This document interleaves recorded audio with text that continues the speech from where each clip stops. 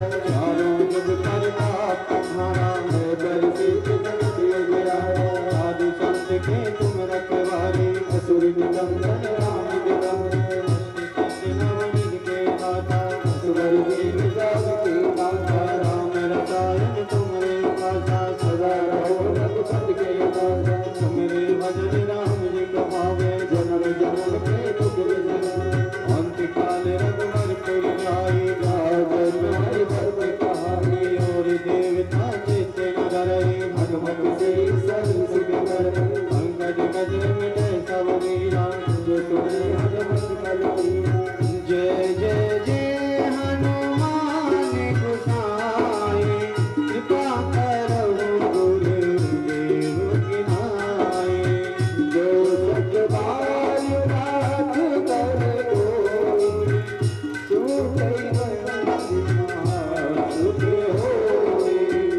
जो ये पढ़े हनुमान चालीसा कोई से देसा की गारीसा। तुलसीदास पवन तने संकट हरण मंगल मूर्ति। राम लखन सीता सहित हृदय बसो से बार बार अनुरोध किया जा रहा है। कुछ ही क्षणों में श्री व्यास जी महाराज व्यास मंच पर आसीन होने जा रहे हैं। आप सभी श्रोता बंधु अपने काम से निवृत्त होकर के कथा पाठ। जय श्री राधे जय श्री श्याम। महाराज श्री व्यास मंच पर आसीन होने जा रहे हैं। अपने काम से निवृत्त होकर कथा पांडाल में पहुंचे। जय श्री राधे जय श्री श्याम। राधे कृष्ण राधे कृष्ण राधे कृष्ण राधे कृष्ण राधे कृष्ण गाइए हरि गुण गाइए। अनमोल जीवन अपना सफल बनाए।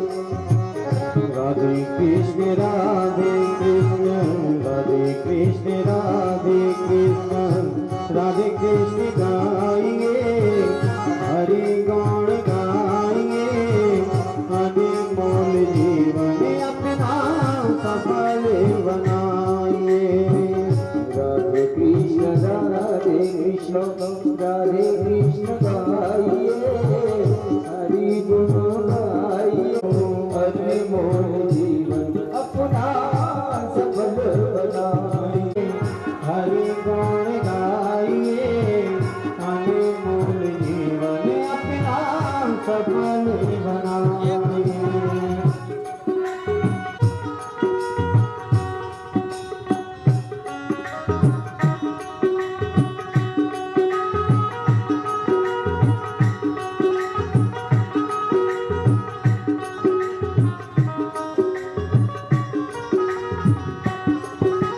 राधे के हैं श्याम श्याम की राधा रानी।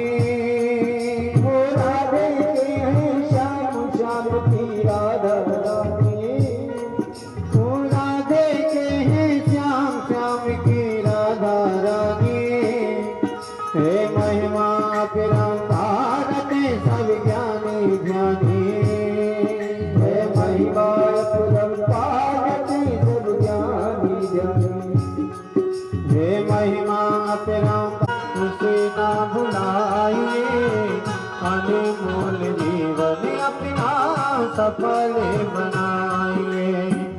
राधे कृष्ण राधे कृष्ण गाइए हरि गुण गाइए। अनमोल जीवन अपना सफल बनाइए। राधे कृष्ण राधे कृष्ण राधे कृष्ण राधे कृष्ण राधे कृष्ण गाइए हरि गुण गाइए। अनमोल जीवन अपना सफल बनाइए। अनमोल जीवन अपना सफल बनाइए। राधे कृष्ण कृष्ण कृष्ण राधे राधे राधे श्याम राधे श्याम श्याम श्याम राधे राधे राधे कृष्ण कृष्ण कृष्ण कृष्ण राधे राधे राधे श्याम श्याम श्याम राधे कृष्ण कृष्ण कृष्ण कृष्ण राधे राधे राधे राधे कृष्ण कृष्ण कृष्ण कृष्ण राधे राधे राधे श्याम कृष्ण राधे राधे राधे श्याम श्याम श्याम राधे राधे राधे कृष्ण कृष्ण कृष्ण राधे राधे राधे श्याम श्याम श्याम राधे राधे कृष्ण कृष्ण कृष्ण राधे राधे राधे श्याम श्याम श्याम राधे राधे राधे कृष्ण कृष्ण कृष्ण राधे राधे श्याम कृष्ण कृष्ण राधे राधे राधे श्याम श्याम राधे राधे कृष्ण कृष्ण कृष्ण राधे राधे राधे श्याम श्याम श्याम राधे राधे राधे कृष्ण कृष्ण कृष्ण कृष्ण राधे राधे धर्म भक्ति ज्ञान खान की महापुराण भागवती निर्मल महापुराण भागवती निर्मल को फले सुख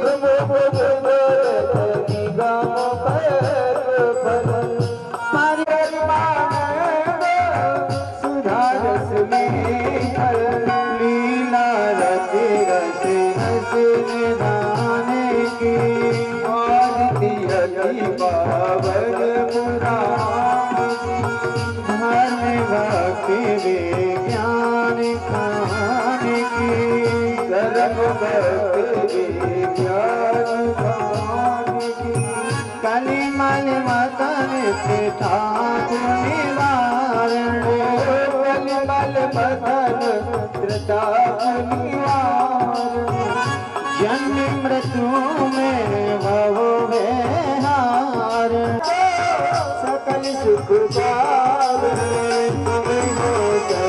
हरे चरित गान की आरती पावन पुराण धर्म भक्ति विज्ञान खान की धर्म भक्ति ज्ञान खान विमल विराग विवेक विकास विमल विराग विवेक विकास विषय विलास विमोह विलास विषय विलास विमोह विलास भगवत दास रहस्य प्रकाश भगवत दास रहस्य प्रकाश परम ज्योति परमात्म ज्ञान की आरती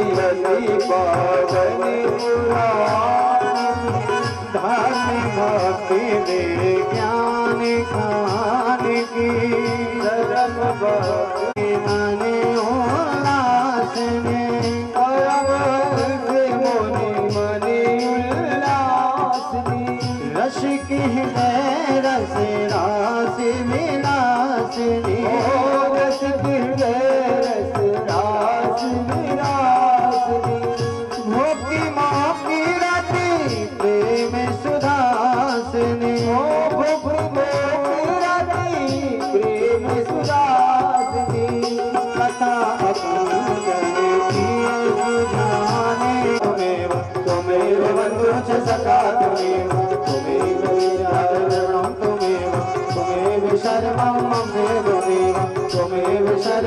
मम देव देव मेरे शरणं मम देव देवा। बोलो भागवत महापुराण की जय, सद्गुरुदेव भगवान की जय, वृंदावन बिहारी लाल की जय, व्यास जी महाराज की जय। जय जय श्री राधे, जय जय श्री राधे, जय जय श्री राधे श्याम। सभी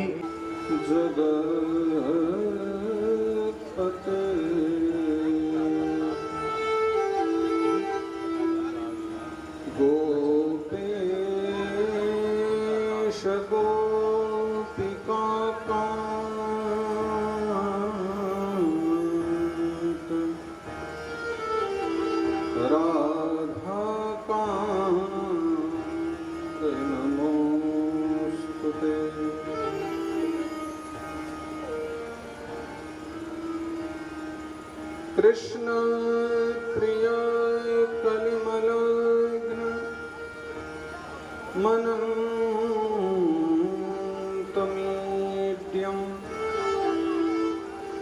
वृंदावनात्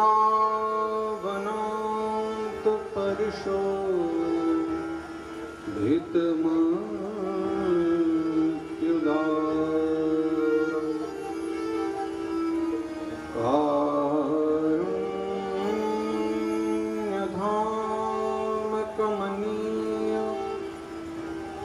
किशोरमूर्ति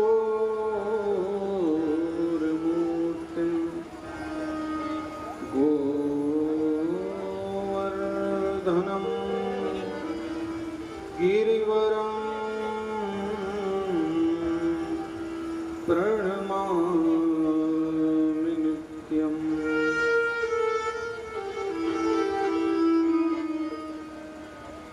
राधा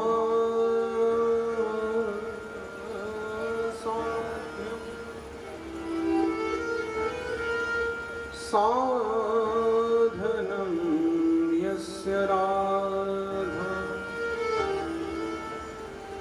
मंत्रो राधा मंत्रदात्री च राधा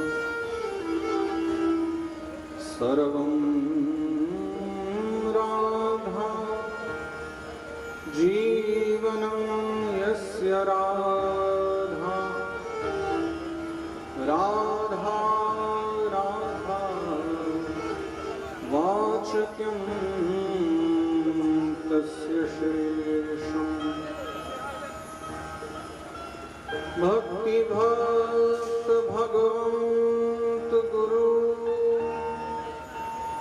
चतुरनाम बपुएक इनके पद वंदन किए नाशे विघ्न अनेक। बुद्धिहीन तनु जानिके सुमिरो पवन कुमार। बल बुद्धि विद्या देहु मोहि हरहु कलेश विकार। आये हनुमंत विराजिए तथा प्रभुमति अनुसार। प्रेम सहित गाई धरूं पधारी पवन कुमार।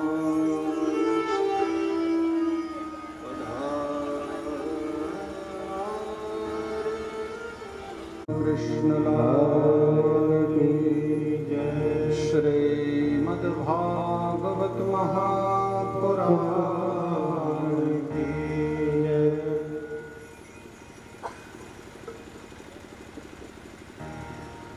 हे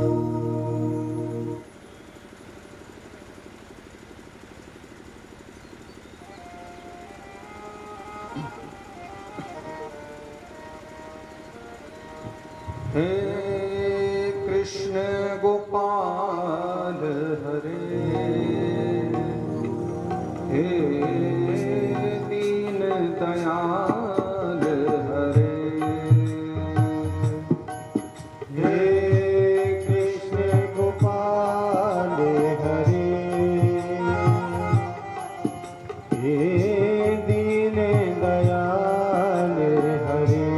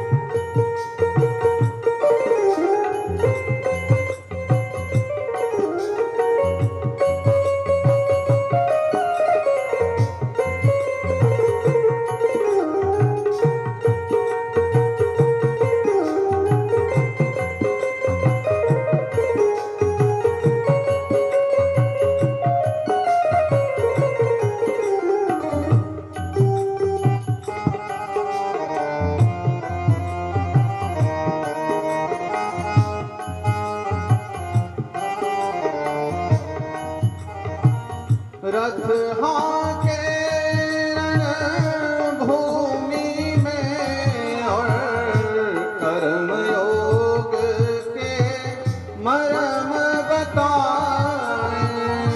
रथ हाके रणभूमि में और कर्म योग के मर्म बताए।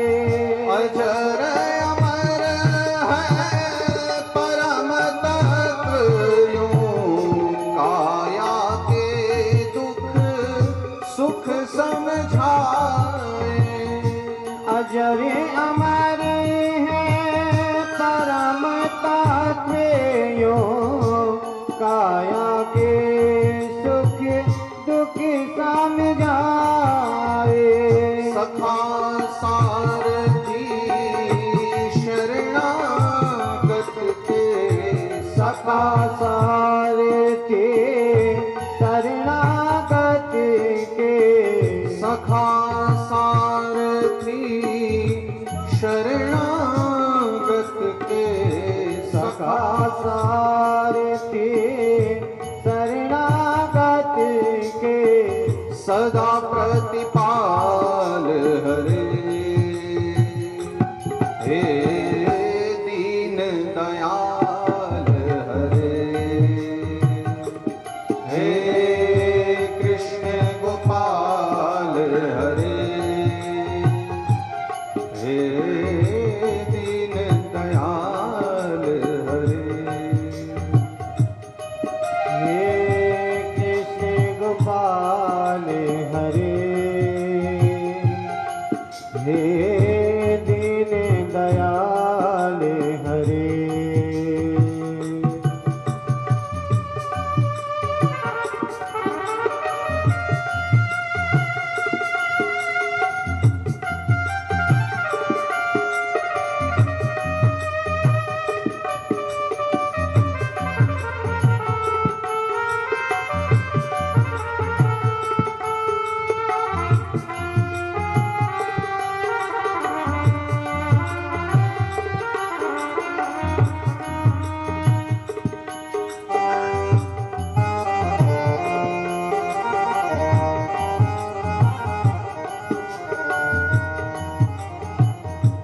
श्याम के रंग में रंग गई मीरा रस, खान तो रस की खान हुए।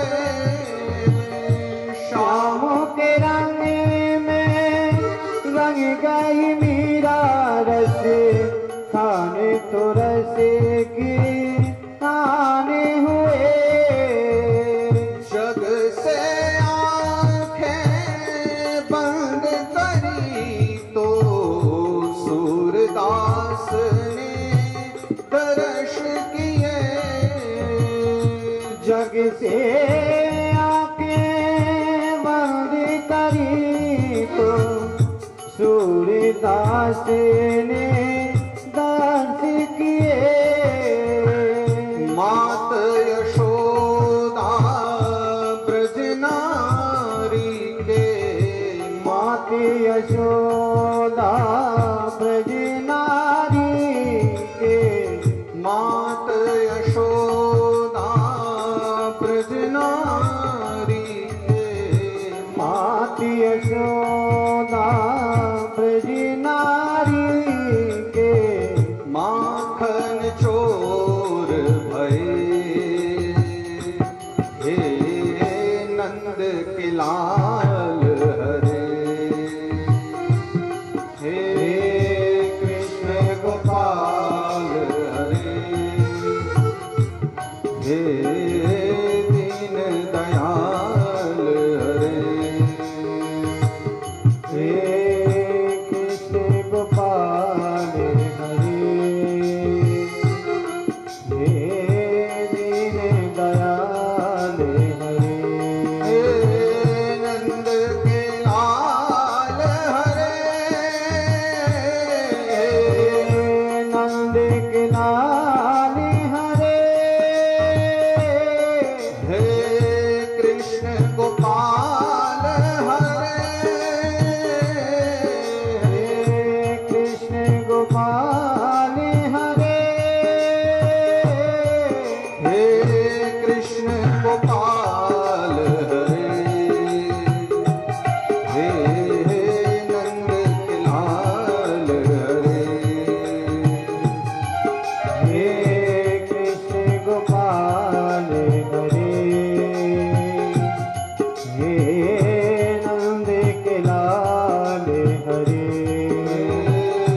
कृष्ण गोपाल हरे, हे नंद के लाल हरे, हे कृष्ण गोपाल हरे, हे दीन दयाल हरे। श्री वृंदावन बिहारी। महात्मा यानी वही जिसमें ये सब प्रश्न किए गए हैं, जिसमें चर्चा की गई है कि हमें भागवत कथा क्यों सुननी चाहिए। क्योंकि भागवत जी में भी कथा के बहुत सारे कारण बताए गए हैं। श्रो प्रणाम मोक्ष सूचका, भागवत कथा तो मोक्ष की सूचक है। और मैं कदाचित इसलिए कथा करूं कि भाई कथा सुन लो तो आपका मोक्ष हो जाएगा, और आप हाथ जोड़े बैठे हो कि कहां मोक्ष करा रहे हो, पहले जी तो लेने दो। जीवन मिला है तो पहले जिएंगे ना, पहले यहां तो खूब आनंद कर लें। जो 60 वर्ष बीच के हैं, क्या 60 वर्ष में इसमें कथा कुछ काम आ सकती है? क्या यहां कथा कुछ करे? अगर है तो फिर हम मान सकते हैं कि कथा हमारे लिए है। मैं एक 10 वर्ष का बालक हूं, 15 वर्ष का बालक हूं, अभी मोक्ष की कामना मुझे नहीं है।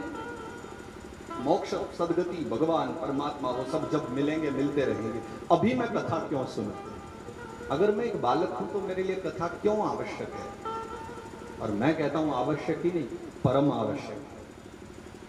और ये जानना पड़ेगा आपको, जब श्रीमद् भागवत कथा में प्रवेश करेंगे तब इसके विषय में ज्ञान होता है। तो मैं सर्वप्रथम एक बात कहूंगा, थोड़ी देर के लिए विचार करते हैं। हमें मोक्ष भी नहीं चाहिए, हमें सद्गति भी नहीं चाहिए, पर इतना मैं अवश्य कहूंगा कि जो व्यक्ति कथा सुन रहा है ना, हम सभी जो कथा सुनने को विराजमान हैं, आप बैठे हैं प्रांगण में, हम सभी के जीवन में दुविधाएं बहुत सारी हैं, चिंताएं बहुत सारी हैं, दुख बहुत सारे हैं, और उसका जो ताप है वो ताप बहुत ज्यादा है।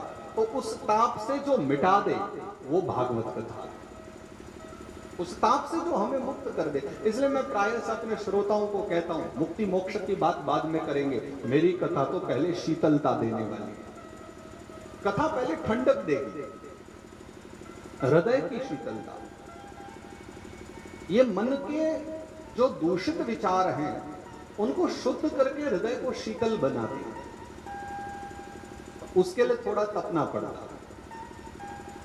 ये तो अच्छी बात है कि देखो आप लोगों की भी कृपा हो गई मुझ पर और भगवान की आप पर, कि आपने इतना बढ़िया समय अनुकूल रख दिया है कि हमें भी कथा सुनाने में आनंद आएगा। और कहीं अगर अभी विचार करते कि 1 बजे से कथा सुनाने बैठो और 5-6 बजे तक कथा सुनानी हो, आपको भी तप करना पड़ता और मुझे भी तप करना पड़ता, और तब तो फिर सबको ही करना। परंतु आज प्रातःकाल तो मुझे बहुत अच्छा लगा जब कलश यात्रा हम सभी गए हुए थे करने के लिए। देखो भावना, परमात्मा की कृपा ऐसी होती है। मुझे प्राय से लग तो नहीं रहा था कि माता जी भी चल पाएंगी ऐसी परिस्थिति में परिक्रमा कर। आज भी वही स्वरूप है और आने वाले युग युगांतर तक वो ऐसे ही बने रहे। लेकिन हमें देख लो, 10 वर्ष पहले कुछ और थे, 5 वर्ष पहले कुछ और थे, आज कुछ और है, और आने वाले 50 वर्ष बाद हम क्या होंगे ये भी हम जानते हैं। होंगे भी या नहीं होंगे इसका भी पता तो नहीं, पर कदाचित होंगे तो कैसी अवस्था में होंगे और क्या हमारा स्वरूप होगा ये हम विचार कर सकते। क्योंकि कोई भी जीव सदा एक सा नहीं रहता, परंतु जो सदा एक सा बना रहे वही सत्य है। इसलिए भगवान का नाम भी सत्य है, क्योंकि वो अविनाशी है। दूसरा स्वरूप है उनका चेतन, यानी चैतन्य स्वरूप है। देखो आपके हमारे हम सबके 3 अवस्थाएं होती हैं, एक जागृत, एक स्वप्न, एक सुषुप्ति। जागृत अवस्था वही है जिसमें अभी आप और हम बैठे हैं, यानी जागे हुए हैं, जागृत होकर के कथा सुन रहे हैं। एक रात्रि का समय रहता है जब हम सोए पड़े रहते हैं सुषुप्ति अवस्था में, अचेत अवस्था में। और एक तीसरी अवस्था और भी कही है शास्त्रों ने, वो स्वप्न अवस्था है। उसको न तो सोने में गिना गया है न जागने में, क्योंकि व्यक्ति सोता भी है और सोते सोते बहुत सारी दुनिया में घूमता भी रहता है। तो हमारी अवस्थाएं भी बदलती हैं, समय समय के साथ जागृत स्वप्न सुषुप्ति होता रहता है। लेकिन वो जो परमात्मा है जिसकी हम कथा को गा रहे हैं, उसकी एक ही अवस्था है और वो चैतन्य अवस्था है। वो सदा सर्वदा चैतन्य रहता है। हम कभी कभी जड़ हो सकते हैं, जड़वत भी हो सकते हैं, लेकिन वो नारायण सदा चैतन्य बना रहता है। इसलिए उसका नाम चेतन भी है, उसका स्वरूप चैतन्य भी है। और तीसरा जो भगवान का स्वरूप है वो आनंद स्वरूप है, सच्चित और आनंद।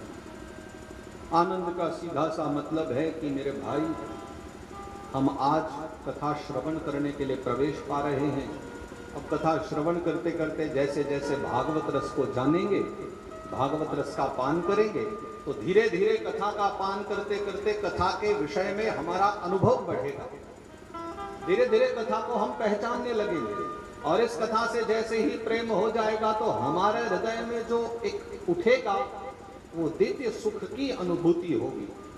पर यह भी है कि 7 दिन की कथा के पश्चात जैसे ही ये आनंद मिलना बंद हो जाएगा, वो सुख की अनुभूति भी समाप्त हो जाएगी। कथा विश्राम के पश्चात जब भोजन पाते हैं तो भोजन पाकर के जो हृदय को संतुष्टि मिलती है वो सुख है, और पाते समय जो मिलता है वो सुख है, लेकिन उसके आधे घंटे बाद वो सुख भी चले जाते रहता है। वो सदा सर्वदा का नहीं है, परंतु जो अवस्था सदा सदा के लिए बनी रहे वो आनंद है।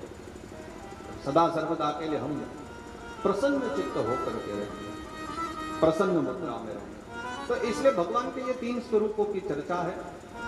सच्चिदानंद रूपाय, तो वो नारायण कैसे हैं जो हमारे सम्मुख हैं, जिनकी हम कथा सुनने जा रहे हैं। सत्य हैं, चैतन्य हैं, और आनंद स्वरूप है, सत चेतन घन आनंद राशि।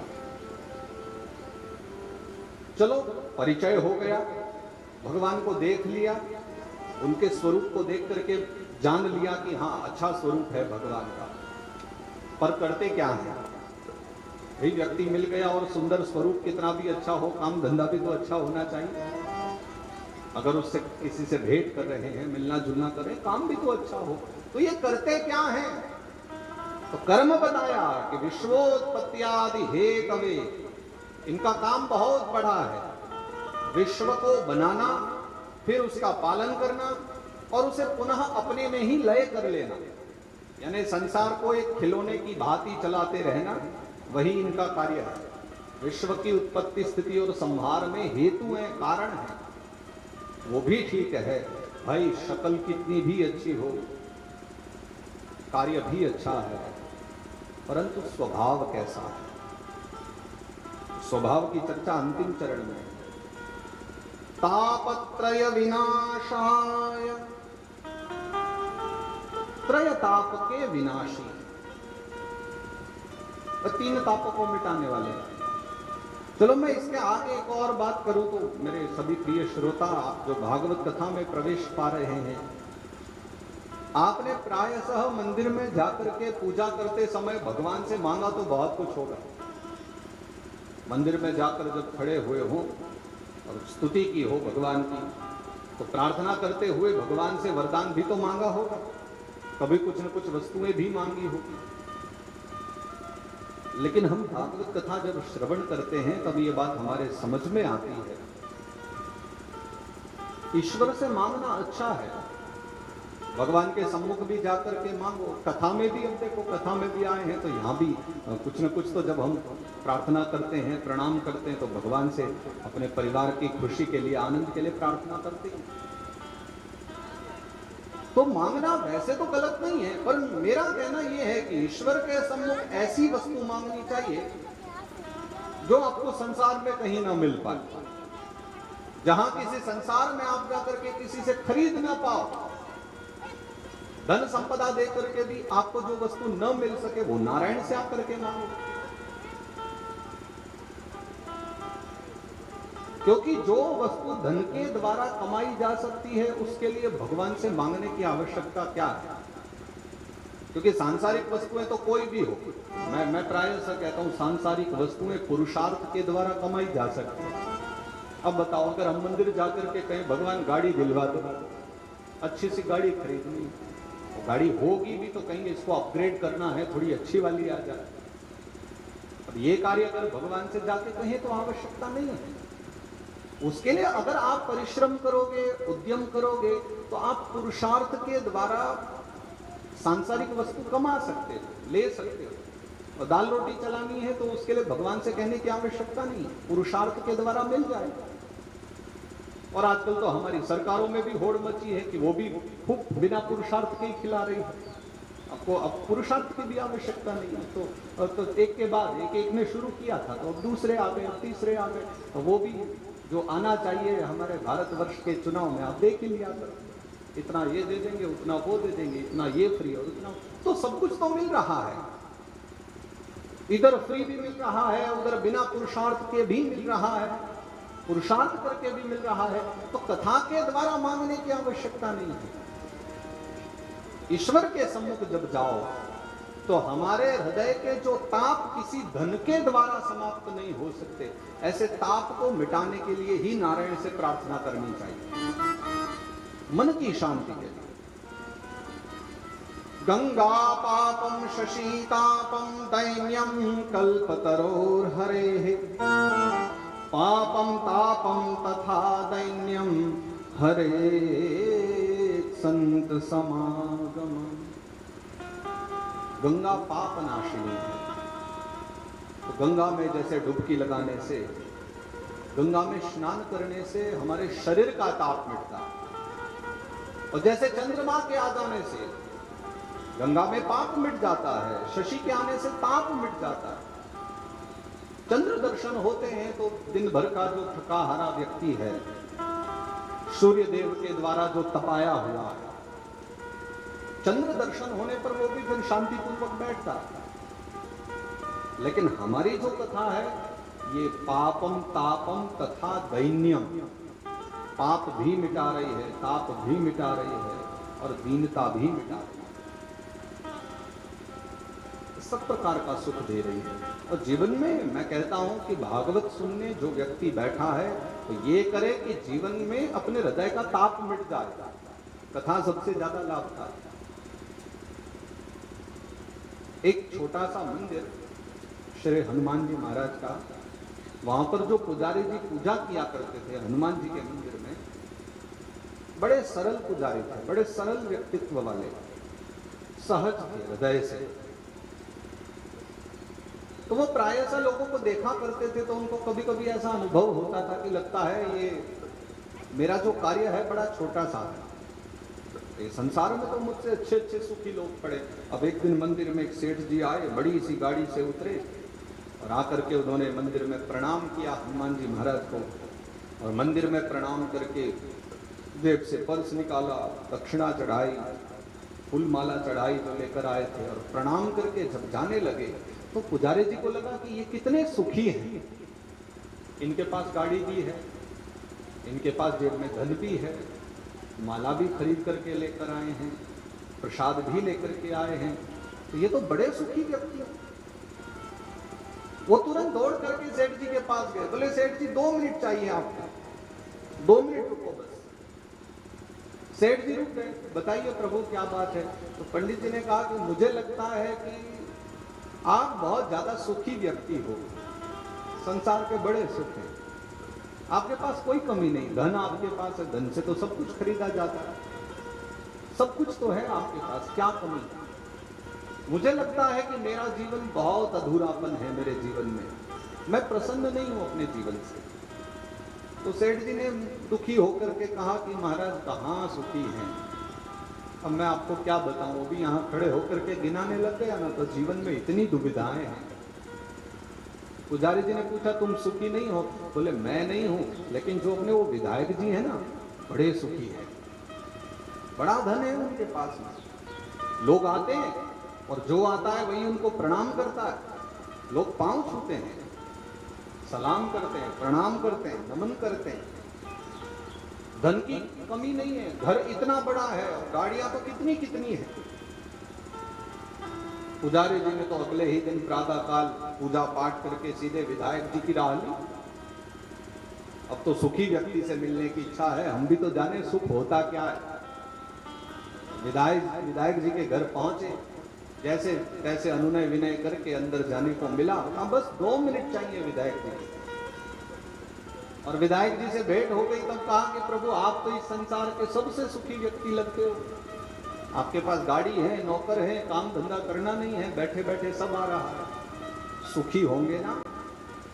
तो विधायक जी ने कहा कैसा सुख, गाड़ी घोड़े हैं, सब कुछ है, पर सत्यता तो ये है कि लोगों की मैं कितना भी भलाई में काम कर दूं, लोग फिर भी मेरी बुराई करते हैं।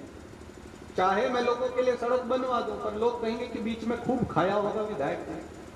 चाहे उनके लिए मैं कितनी बढ़िया से बढ़िया पानी की व्यवस्था करा दूं, लेकिन लोग उसमें भी बुराई करेंगे कि अपने आप बहुत खाया होगा ही। शुभ कार्य करूं तो भी लोग प्रेम नहीं करते, डर के मारे भले ही सम्मान देते हैं, लेकिन मुझे पता है कि मेरे यहाँ काम करने वाले पीछे से मुझे ही गाली दिया करते हैं। इस बात का सुख मैं बिल्कुल सुखी नहीं हूं। तो पुजारी जी ने कहा आपकी नजर में सुखी कौन है, प्रधानमंत्री? बोले नहीं उनकी मत पूछो, वो भी हमारे जैसे ही है, सुखी व्यक्ति चाहिए ना, मैं बताता हूं। रास्ता दिखा दिया, चले जाइए, एक आश्रम है, उस आश्रम में महात्मा जी रहते हैं, वही सबसे सुखी है। तो फिर यात्रा करते करते वो माँ को कोई दर्द चिंता नहीं है, कोई भय नहीं है। तो उन्होंने पूछा कि तुम कहाँ से आए हो, क्या करते हो? तो उन्होंने बताया कि मैं पूजा पाठ करता हूँ एक मंदिर में और ऐसे ऐसे यात्रा कर रहा हूँ, जानना चाहता था कि सबसे सुखी कौन है। तो प्रभु मुझे लगा जब सबकी सुनते सुनते और मैं आपके यहाँ तक आया ना, अब मुझे लगता है कि सबसे सुखी व्यक्ति आप हो। सब कुछ तो मौज है आपके पास। तब वो भी बोले कि देखो दुनिया के सामने तो मैं नहीं कहा करता, दुनिया के सामने तो मैं ही सबसे बड़ा सुखी बनकर बैठता हूँ, पर सत्यता बता रहा हूँ तो मैं भी सुखी हूँ। जी का मंदिर है, पता है? पुजारी जी ने हाँ किया, बिल्कुल पता है। वहाँ एक पंडित जी रहते हैं, पता है। अब ये बोले नहीं क्योंकि बात इन्हीं की हो रही है, ये स्वयं ही पूजा करते हैं वहाँ, तो भी सिर हिला दिया कि हाँ पता है। तो बोले इस संसार में अगर कोई सबसे सुखी है ना, वो पंडित जी हैं, जिनके जीवन में ज्यादा ना तो दरिद्रता है ना दुख है, दाल रोटी बढ़िया चल रही है और हाथों से भगवान की सेवा हो रही है, जीवन में उनके किसी प्रकार का कोई दुख नहीं है। और जब पंडित जी ने अपनी ही कथा को एक इतने बड़े महात्मा के मुख से सुना, वो लज्जित हो गए और उन्हें समझ में आया कि संसार का हर एक प्राणी किसी न किसी वस्तु को लेकर के, किसी न किसी बात को लेकर के दुखी है, और मैं किस बात से दुखी था कि कोई मुझसे भी ज्यादा सुखी है। मेरे जीवन में कोई दुख नहीं है, कम है लेकिन मैं कम में भी संतुष्ट हूं। मेरे मन में तो व्यर्थ की एक दुविधा उठ गई कि मुझसे ज्यादा सुखी कौन है, परंतु सत्यता यह है कि कहानी तो घूम करके हमारे ऊपर ही आई है। मैं भी बस यही कहता हूं, सर्वत्र खोज करने की बजाय जब व्यक्ति स्वयं में आकर के खोज करने लगेगा ना, सारी वस्तुएं हमारे अंदर मिल जाती हैं। सब प्रकार की शांति हमें अपने आप में मिल जाएगी, सब प्रकार के आनंद हम यहीं खोज लेंगे। पर प्रश्न ये है कि वो सब खोजा कैसे जाए। उसके लिए मैं कहता हूं कि आप भागवत कथा को ध्यानपूर्वक श्रवण करें, उसी के लिए तो भागवत कथा, इसलिए भगवान की वंदना की। और फिर शुकदेव मुनि जिन्होंने भागवत कथा को गाया है, उनको नमन करते हैं। यम प्रव्रजन्तमनुपेतमपेत कृत्यम द्वैपायनो विरह कातर आजुहाव पुत्रेति तन्मयतया तरवोभिनेदुः तम सर्वभूत हृदयं मुनिमानतोऽस्मि। शास्त्रों में आता है कि शुकदेव मुनि माता के गर्भ में 12 वर्ष तक रहे। 12 वर्ष तक वो मातृ गर्भ से बाहर नहीं आए, क्योंकि बहुत विद्वान थे, गर्भ में ही बहुत विद्वान हो गए। भगवान महादेव की कृपा थी उन पर। माता पिता जब कहते थे कि बाहर आ जाओ, तो उन्हें डर था कि विष्णु की माया मुझे ग्रस लेगी, विष्णु की माया में अगर मैं पड़ गया तो सब कुछ बिगड़ जाएगा, इसलिए बाहर नहीं आते थे। तो नारायण ने आकर के आश्वासन दिया। भगवान आकर के जब स्वयं कहते हैं कि निश्चिंत रहो, तुम्हें मेरी माया नहीं घेरेगी, तब जाकर के उनका प्राकट्य हुआ। तो यम प्रव्रजन्तमनुपेतमपेत कृत्यम, 12 वर्ष मां के गर्भ में रह करके जब शुकदेव बाबा प्रकट हुए, क्योंकि नारायण की माया उन पर प्रभाव नहीं करती थी, इसलिए जन्म लेते ही घर छोड़ करके वन को जाने लगे। ये उनकी कथा है जिन्होंने प्रथम बार भागवत कथा को गाया और राजा परीक्षित को सुनाया। ऐसे महामुनि थे शुकदेव। और आगे आगे बेटा चले जा रहे हैं और पीछे पीछे पिताजी चले जा रहे हैं। बेटा वो है जिसने अभी तक कोई ग्रंथ नहीं पढ़ा, और पिता वो है जो भागवत का रचयिता है। और भागवत जैसे 18 पुराण लिखे हैं, लेकिन फिर भी माया यही करती है कि जिसने अभी तक कुछ भी नहीं पढ़ा है, लेकिन वो माया से निर्लिप्त है, क्योंकि विष्णु की माया उस पर प्रभाव नहीं डाल रही, इसलिए वो घर छोड़ करके जा रहा है। और एक वो है जो परम ज्ञानी है, 18 पुराण लिखे हुए हैं, लेकिन फिर भी बेटे के मोह में पीछे पीछे जा रहा है कि बेटा रुक जा, बेटा रुक जा, क्योंकि विष्णु की माया ने उनको घेरा हुआ। तो हम सब जो माया में लिप्त हैं, सब जीव ही है। वो महात्मा है जो माया से निर्लिप्त है, और जो माया को भी नचा दे वो परमात्मा है। पीछे पीछे पिताजी चले जा रहे थे कि बेटा घर तो आ जाओ, अभी तो तुम्हारा यज्ञोपवीत संस्कार भी नहीं हुआ, पहले उपनयन करा लो, संस्कार करवा लो, फिर गुरु ग्रह चले जाओ, पढ़ाई लिखाई कर लो, विद्या अध्ययन करो। तो बाबा जी बनने का समय अभी बहुत है।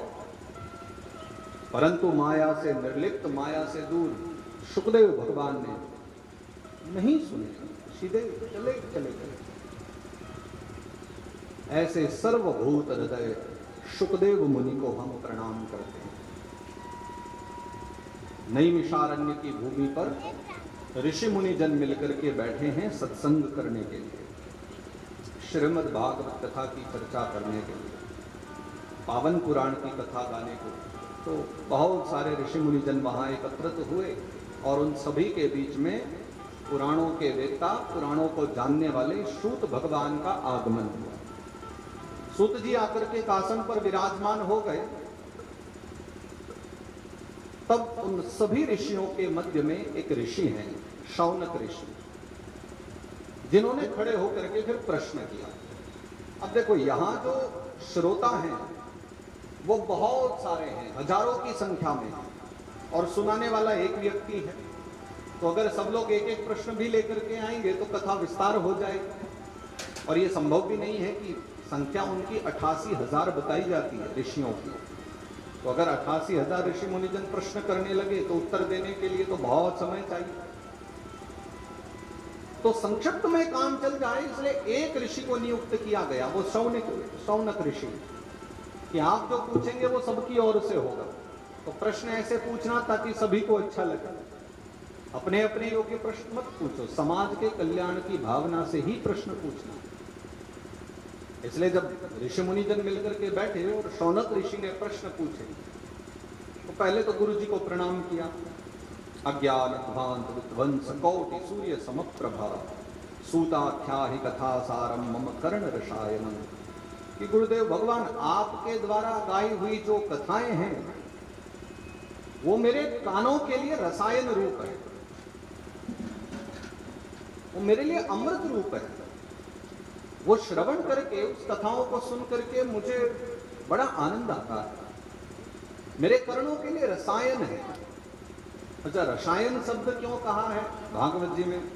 मेरे कानों के लिए रसायन है, ऋषि ऐसा कहते हैं। इसका तात्पर्य ये है, रसायन मतलब तो केमिकल होता है, और केमिकल का कार्य होता है जो वस्तु शीघ्र बिगड़ने वाली हो उसको बचाने के लिए हम लोग केमिकल का प्रयोग करते हैं। चाहे वो खाद्य पदार्थ हो या अन्य किसी प्रकार के पदार्थ हो, सब में केमिकल का प्रयोग होता ही है। और केमिकल का उपयोग करने से, रसायन के उपयोग से वस्तु की आयु बढ़ जाती है। इसलिए ये बोल भी रहे हैं, ऋषि कह रहे हैं कि जो आपके द्वारा सुनाई हुई कथा है मम कर्ण रसायनम, वो मेरे कानों के लिए रसायन यानी ऐसा केमिकल है कि आप जब कथा सुनाओगे तो आपकी वाणी के द्वारा मेरे मन में कथा सुनने की इच्छा बहुत ज्यादा बढ़ जाएगी। मेरा मन बराबर शुद्ध बना रहेगा, क्योंकि अगले दिन हम 7 दिन तक कथा सुनेंगे तो हमारे मन में किसी प्रकार के दूषित विचार नहीं आएंगे। उसके लिए हम कथा सुन रहे हैं। आप सभी हनुमान चालीसा पढ़ा करते होंगे, और श्री हनुमान चालीसा में पूज्यपाद गोस्वामी जी ने भी ये बात कही है कि हनुमान जी महाराज भी सदा एक रसायन का प्रयोग करते हैं, और इसीलिए करते हैं ताकि उनका हृदय शुद्ध बना रहे। और हनुमान जी खुद इसको सुना। तो ऋषिगण भी कह रहे हैं कि श्रेयशाम यद भवे श्रेय, जो देखो सर्वश्रेष्ठ वस्तु हो, क्योंकि हमारे समाज में और ऊपर से भारतवर्ष में तो ग्रंथों की कोई कमी नहीं है। विद्वानों ने इतने इतने ग्रंथ लिखे हैं, इतने पुराण लिखे हैं कि भारतवर्ष में अथाह ग्रंथ है, अनंत कथाएं हैं। परंतु हमारे पास इतना जीवन में समय नहीं है कि हम बार बार बैठ करके कथा ही पढ़ते रहे। बार बार हम विभिन्न विभिन्न प्रकार के कुछ अलग अलग चरित्र पढ़े, अलग अलग पुस्तकों को पढ़े। परीक्षित ने अपने जीवन काल में बहुत सारे यज्ञ किए, तो उसके यज्ञ करने के कारण देवता बड़े पुष्ट हुए थे। परीक्षित के यज्ञों से देवता बड़े खुश थे। तो जब राजा परीक्षित को श्राप लगा तो देवताओं ने विचारा कि चलो हम भी चले, और चल करके उसके सदगति का कुछ उपाय करें। वो मरने वाला है, तक्षक उसे डसेगा, सर्प के डसने से मृत्यु हो जाएगी तक्षक परीक्षित की। इसलिए देवता लोग स्वर्ग से अमृत लेकर के आए। स्वर्ग में अमृत का घड़ा है ना, देवता लोग अपना अमृत का घड़ा लेकर के भूमि पर आए। और जहां शुक्रताल की भूमि, मुजफ्फरनगर जिले में तो अभी स्थान है शुक्रताल, जहां वो कथा हुई गंगा किनारे, वहीं गंगा किनारे जब सब बैठ करके कथा सुन रहे थे, तो कथा भी शुरू हुई नहीं थी, बस होने ही वाली थी। सुखदेव मुनि राजा परीक्षित को कथा सुनाने वाले थे, तो देवता वहां पहुंचे। इसलिए आए थे कि भाई इस व्यक्ति ने बहुत यज्ञ किए हैं और हमारा बड़ा लाभ किया है, तो उसका अंतिम समय है, तो हम इसको अमृत पिला दें जिस अमृत को पीने से इसकी मृत्यु टल जाएगा। ये विचार करके देवता आए तो परमार्थी काम से थे। विचार तो बड़ा अच्छा था, हमारी भलाई करने वाले का हम भला करें। लेकिन जैसे ही वहां के वातावरण में प्रवेश किया, जहां श्रीमद् भागवत कथा आरंभ होने वाली थी, और उस अमृतमयी कथा को समझ करके, देख करके देवता भी विचार करने लगे कि भैया ऐसा मौका फिर कहां मिलेगा कि जहां भागवत कथा होने वाली हो। देखो, राजा परीक्षित तो मरने वाला है, उसको तो अगर अमृत मिल गया वो बच ही जाएगा, पर जो भागवत कथा होने वाली है उसको क्यों मना किया जाए? क्यों ना कथा भी हम श्रवण कर ले, हमें कथा का लाभ मिल जाए। इसलिए राजा परीक्षित ने, जो वहां कथा सुनने के लिए बैठा हुआ है, देवतागण वहां आते हैं और कथा सुनाने वाले सुखदेव भगवान से प्रार्थना करते हैं, हे सुखदेव भगवान, आप कथा सुनाने जा रहे हो, अब आपको राजा परीक्षित को कथा सुनाने की आवश्यकता नहीं है, क्योंकि हम अमृत का कलश लेकर के आए हैं। तो सुखदेव भगवान ने कहा, फिर ये अमृत का कलश आप पिलाओगे राजा परीक्षित को?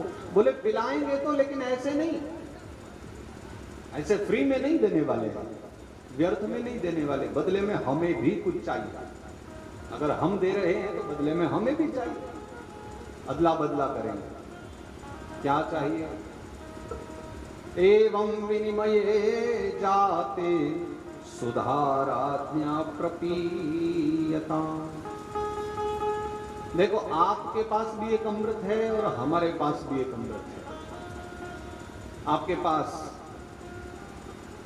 कथा रूपी अमृत है और हमारे पास तो स्वर्ग से आया हुआ सुधामृत है।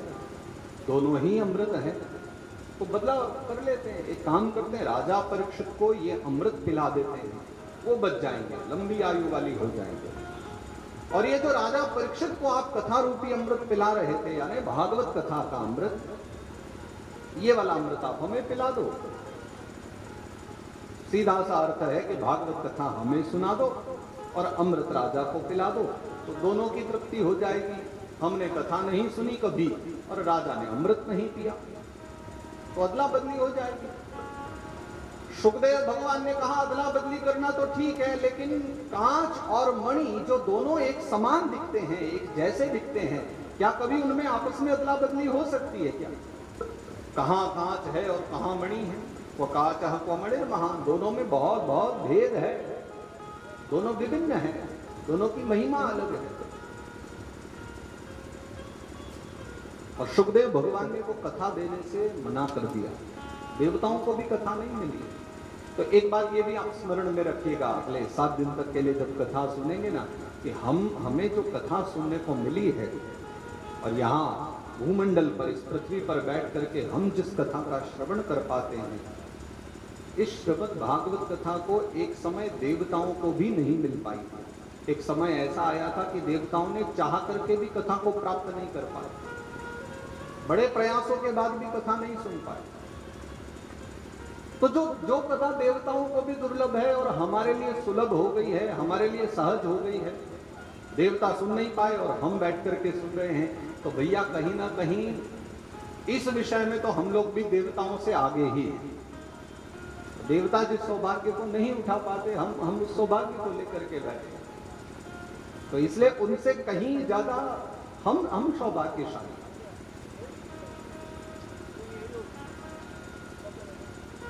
और एक छोटी सी बात, ये श्रीमद् भागवत कथा सभी के लिए है। प्रत्येक प्राणी मात्र इस कथा का श्रवण कर सकता है। देखो, आप लोगों ने प्रायः जीवन में बहुत सारे व्रत किए होंगे, गुरुवार का, शुक्रवार का, एकादशी का, और भी बहुत सारे। नारायण श्रीमन नारायण नारायण नारायण श्रीमन नारायण नारायण नारायण श्रीमन नारायण नारायण नारायण बद्री नारायण नारायण नारायण बद्री नारायण नारायण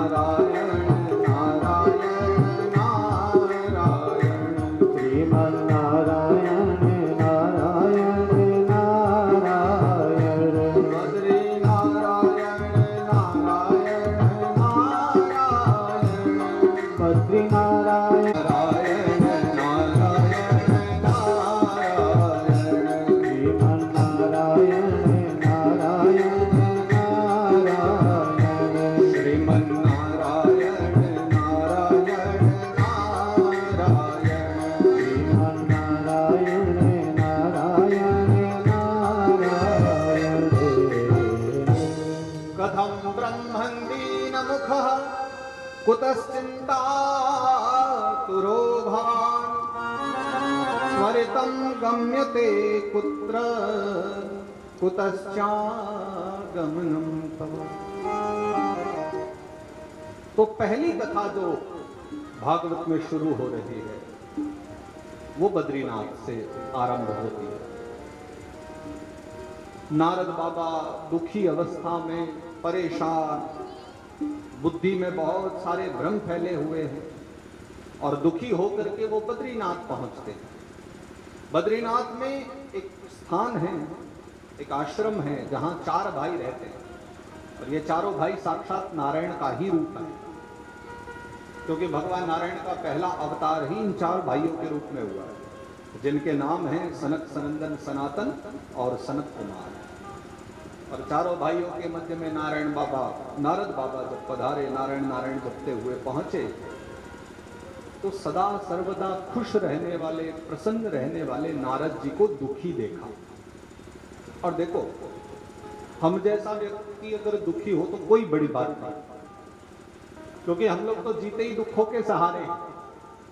हमारे जीवन में कर्म ही ऐसे कि हमें दिन में 50 बार दुखी होना पड़ता है। पर नारद जी जैसा व्यक्ति और दुखी हो जाए, ये देखने में नहीं आता। नारद जी सदा मस्त रहते हैं, सुखी रहते हैं, प्रसन्न रहते हैं, नाचते गाते रहते हैं। लेकिन आज उनको दुखी देखा तो पूछना पड़ा कि कथम ब्रह्मन दीन मुखः। सनकादिक मुनियों ने पूछा कि दुखी हो, दिखाई दे रहे हो, ऐसा क्या हो गया आपके जीवन में? तो नारद बाबा ने कहा कि मैं अपने लिए तो दुखी नहीं हूं, लेकिन ये जो नीचे वाले हैं ना, उनके लिए दुखी हूं। मैं संसार वालों के लिए दुखी हूं, और जो अपने लिए दुखी हो जाए फिर वो तो सामान्य व्यक्ति ही है, हम जैसा ही है। ये तो महात्मा है, इसीलिए महात्मा है, इसलिए महान पुरुष हैं कि ये समाज के लिए दुखी रहते हैं।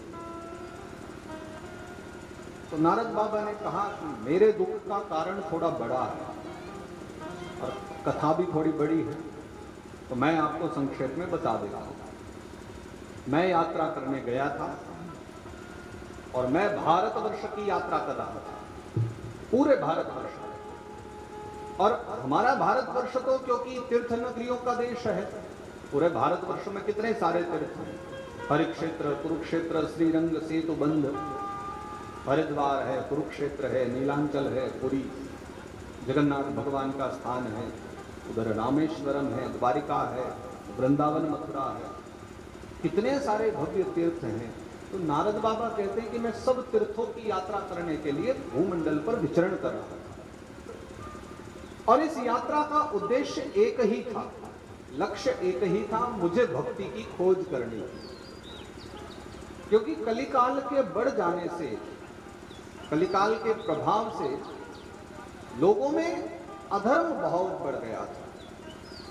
देखो, धर्म, जब जब धर्म की हानि होती है, सबसे बड़ा नुकसान यही है, व्यक्ति अपराध बहुत करने लगता है। संभवतः लोगों ने विचार करके रख लिया है कि जब जब हम सनातन धर्म की बातें करते हैं तो लोगों को लगता है शायद कोई पूजा पाठ वाली बात होगी, कोई माला फेरने से संबंधित बात होगी। नहीं नहीं, सनातन धर्म का एक अंग है पूजा पाठ। वास्तव है कि नारद बाबा आपके दर्शन मुझे हो गए, पर देवी आप हो कौन? और ये दोनों वृद्ध पुरुष जो आपके सम्मुख लेटे मूर्छावस्था में हैं, आंख भी नहीं खोल रहे, ये मूर्छित ही हैं या मृत्यु को प्राप्त हो गए? कौन है ये? तो देवी ने कहा कि नहीं, मृत्यु को नहीं प्राप्त हुए, ये बिल्कुल ठीक है, बस मूर्छित है, मूर्छा में पड़े। और ये दोनों मेरे पुत्र हैं।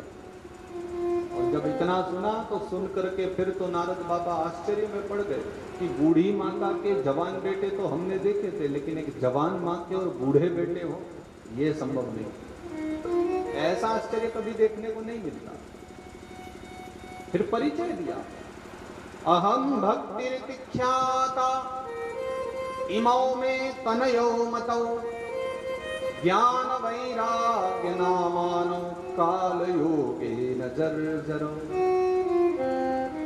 अहम भक्ति, मेरा नाम भक्ति है। नारद बाबा ने यह परिचय सुना तो पूछा कि आप भक्ति, वही भक्ति जिसके वश में होकर के भगवान दौड़े चले आते हैं, वो प्रेम भावना वाली भक्ति। तो रोते हुए भक्ति महारानी ने कहा, हाँ, एक समय था कि जिसके प्रेम वश होकर के भगवान भी दौड़े चले आते। मैं वही अभागिनी भक्ति हूं, क्योंकि कली काल में अपराध बढ़ जाने से धर्म कर्म का लोप हो गया। अब भक्ति कहां बची है? सबके हृदय से भक्ति निकल गई, इसलिए भक्ति बूढ़ी हो जाती है। और ये जो दोनों वृद्ध पुरुष हैं ना, ये ज्ञान और वैराग्य हैं, जो दोनों मेरे पुत्र हैं, दोनों मेरे बच्चे हैं। और इन दोनों के साथ साथ मैं भी बूढ़ी हो गई थी, हम तीनों वृद्ध हो गए। और वृद्ध होकर के हम तीनों यात्रा कर रहे थे कि कहीं तो ज्ञान वैराग्य और भक्ति मिलेंगे। तो कहीं जब हम युवान नहीं हो पाए तो फिर हम यात्रा करते करते वृंदावन आए। और वृंदावन की महिमा देखो कि वृंदावन में आकर के भक्ति जवान हो गई, भक्ति तरुणी हो गई, लेकिन ज्ञान वैराग्य नहीं हुए। इसका क्या मतलब है कि वृंदावन में आने से भक्ति तो तरुणी हो जाती है, लेकिन ज्ञान वैराग्य सो जाते हैं। क्योंकि वृंदावन प्रेम भूमि है, इसलिए वहां भी भक्तों के हृदय में भगवान के प्रति भक्ति तो है, प्रेम तो है, लेकिन ज्ञान और वैराग्य का अभाव है। ज्ञान वैराग्य नहीं है, सिर्फ भक्ति। इसलिए भक्ति पुष्कर हुई, इसलिए भक्ति जागृत हुई और भक्ति तरुणी बन करके बैठी है। तो नारद बाबा से कहा कि ये दोनों मेरे पुत्र हैं ज्ञान वैराग्य, आप इनको जगा दो, ऐसा कुछ करो कि ये पुनः तरुण हो जाए, पहले जैसे जवान हो जाए, युवा हो जाए। नारद बाबा ने कहा कोई बड़ी बात है क्या, मैं अभी करता हूं। मेरे पास वेद है, उपनिषद है, वेदांत है, गीता है, तरह तरह के धार्मिक ग्रंथ हैं, और जहां धर्म होता है वहीं तो ज्ञान वैराग्य बढ़ते हैं। मैं अभी इनका पाठ करता हूं, ये जग जाएगा। नारद बाबा ने फिर उद्यम शुरू किया, ज्ञान वैराग्य को जगाने के लिए प्रयास शुरू किया। वेदों का पाठ करने लगे, फिर वेदांत का पाठ किया, उपनिषदों का पाठ किया, और एक दो बार नहीं, वेद वेदांत घोषैश्च गीता पाठैर मुहुर्मुहुः, मुहुर्मुहुः यानी बार बार पाठ करने लगे। और जैसे ही पाठ करते थे तो ज्ञान वैराग्य की आंखें खुल जाती थी। और जरा सी आंखें खुली, थोड़ी सी आंखें उनकी पलक झपकाई और आंखें बाहर देखा, और जैसे ही मंत्र पूरे हुए दोनों के दोनों फिर से सो जाए। तो ये अनेक बार प्रयास करने के बाद भी जब ज्ञान वैराग्य को जगा न पाए नारद बाबा, तब चिंतित हो गए, प्रयास करना ही छोड़ दिया। और व्यक्ति बार बार जब हारने लग जाता है तो प्रयास ही तो बंद कर देता है। और कुछ व्यक्ति हैं जो प्रयास बंद नहीं करते, और कभी कभी प्रयास करने वाला जब हार मान ले तो कुछ लोग आकर के फिर समझाते हैं और मोटिवेट करते हैं, घबरा मत और प्रयास कर। तो आकाशवाणी हुई, भगवान ने आकाशवाणी की, और आकाशवाणी ने कहा कि नारद बाबा आप जो कर रहे हैं वो करते रहिए, आपका उद्यम सफल होगा और ज्ञान वैराग्य जगेंगे, अवश्य जगेंगे। तो नारद बाबा ने कहा ये तो मुझे पता है कि ये जागेंगे, कभी ना कभी तो जागेंगे, लेकिन कैसे जागेंगे ये भी बता जाओ, क्योंकि ये तो पक्का हो गया कि अब वेद पाठ करने से और गीता पाठ करने से नहीं जगने वाले। मैंने कितना करके देख लिया, कोई अच्छा उपाय हो तो बताओ। तो फिर आकाशवाणी हुई, और आकाशवाणी ने कहा कि सत्कर्म करो, जब सत्कर्म करोगे तो ज्ञान वैराग्य जागेंगे। तो नारद बाबा कहने लगे कि मैं जब से क्या कर रहा था, वेदों का पाठ करना क्या सत्कर्म नहीं है, भगवत गीता का पाठ करना क्या सत्कर्म नहीं है, वेदांत पढ़ना क्या सत्कर्म में नहीं आता, ये सब भी तो सत्कर्म ही होने चाहिए। लेकिन तथापि कोई निराकरण न निकला। तो भक्ति महारानी से कहा देवी आप यहीं बैठो, मैं यात्रा पर निकलता हूँ, विद्वानों से मिलता हूँ, संतों से मिलता हूँ, सबसे पूछूंगा कि सत्कर्म क्या है, और जहां मुझे सत्कर्म की सही सही व्याख्या मिल जाएगी, जहां पता लग जाएगा कि सत्कर्म क्या है, मैं वापस आ जाऊंगा।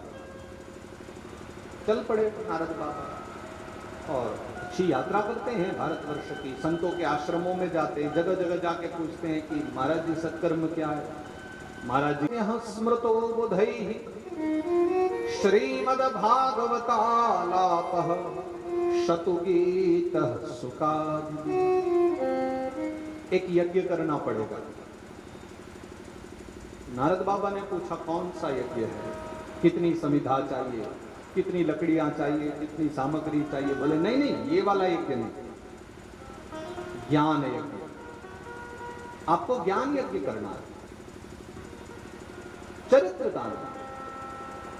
और प्यार से समझो और भावना से समझो कि आपको गीत गाना है, बैठकर सुख शास्त्र गाना है। ज्ञान यज्ञ स्मृतो बुद्धि, बुद्धिमान उसे ज्ञान यज्ञ कहते हैं। श्रीमद् भागवतालापः, श्रीमद् भागवत महापुराण की जो कथा है वो सत्कर्म है, और उसी सत्कर्म को आप करो, उससे ज्ञान वैराग्य जाग जाएंगे। और इतना सुनते ही नारद बाबा हो गए दुखी।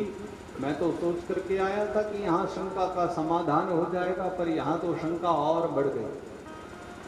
सनकादिक मुनियों की बात सुन के नारद जी को कोई प्रसन्नता नहीं हुई, ना ही वो प्रसन्न होकर के ये बोले कि हाँ मेरी शंका का विनाश हो गया हो।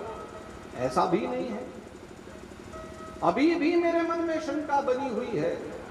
मुझे अभी भी शंका है कि आपने कहा कि भागवत कथा कर लो, यानी ये 7 दिवस जिसकी चर्चा करनी है, मुझे विश्वास नहीं है ज्ञान वैराग्य और भक्ति पुष्ट हो जाएंगे, ज्ञान वैराग्य जग जाएंगे, वो भी कथा सुन करके। और मुझे इस पर अविश्वास है। इसके पीछे एक विशेष कारण है। मैंने ज्ञान वैराग्य को जगाने के लिए वेदों का पाठ किया है, मैंने ज्ञान वैराग्य को जगाने के लिए वेदांत का पाठ किया। वेदों से वो जागे नहीं, वेद मंत्र सुनकर ही श्रीमद् भागवत कथा है। वेदों का जो सार भाग है वही तो भागवत कथा है। तो सनकादिक मुनि मुस्कुराए और बोले यही तो हम कहना चाहते हैं कि ये सार भाग है, इसलिए ये प्रभावशाली है। देखो, यथा दुग्धे स्थितम सर्पं न स्वादायो, सभी के घर में उपयोग होता है, गाय का भैंस का सभी दूध उपयोग, उस दूध का उपयोग करते हैं। उस गाय के दूध में सदा सदा से घी विद्यमान रहता है, विद्यमान है। परंतु विचार करो, अगर आपको घी का उपयोग करना हो तो आपको क्या करना होगा? पहले दूध को गर्म करेंगे, गर्म करके दही का मंथन करेंगे, दही मंथन होगा, चाहे मशीन के द्वारा करो या हाथ से आ जा सकता है। फिर उसको भी फिर गर्म करके तैयार करके घी बना करके रखा जाएगा। तो जो भी है सब कथा में आओ, बच्चे हैं, बूढ़े हैं, वृद्ध हैं, सब कथा में बैठो। अपवित्र अवस्था में है, अशुद्ध अवस्था में, तो भी कथा सुनो बैठकर। और लाभ भी बताए हैं, अपुष्पा काक वंध्याचा, माताओं के किसी प्रकार भी अगर पुत्र आदि न होते हो, पुत्र होकर के अगर मर भी जाते हो, जो अपुष्पा है, काक वंध्या है, वंध्या है, या स्रवत गर्भा चया नारी, जिनके मृत बालक जन्म लेते हो, ऐसी भी जो माता हैं, उनको तो विशेष रूप से संकल्पित होकर के 7 दिवस श्रीमद् भागवत कथा श्रवण करनी ही चाहिए, संकल्पित होकर के। देखो मैं एक बात बताता हूँ, हमारी जो भागवत कथा है, हमारा जो सनातन धर्म है, यहाँ श्रद्धा विशेष रूप से कार्य करती है।